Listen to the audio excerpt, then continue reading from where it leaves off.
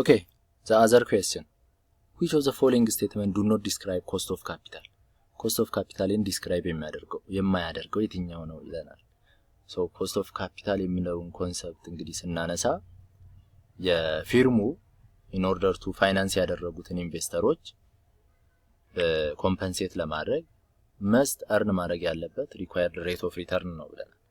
So the minimum rate of return that the firm must earn in order to satisfy overall rate of required by its financiers. Exactly, cost of capital ነው ይሄ ዴፊኒሽኑ ነው።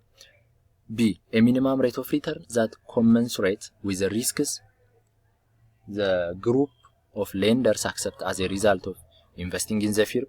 Exactly, ይሄም ትክክል ነው። Its concept is rooted in items on the left hand side of the balance sheet. እዚህ ጋር ነው ስህተቱ ያለው። ምንድነው ብለናል? right hand side የሆነውን ነው ሩት የሚያደርገው ኮንሰፕቱ ማለት ነው። ሶ ኮስት ኦፍ ካፒታልን ዲስክራይብ የማያደርግልን የትኛው ነው? ሲ ይሆናል ማለት ነው። ራይት ሃንድ ሳይድ እንጂ ሌፍት ሃንድ ሳይድ አይደለም።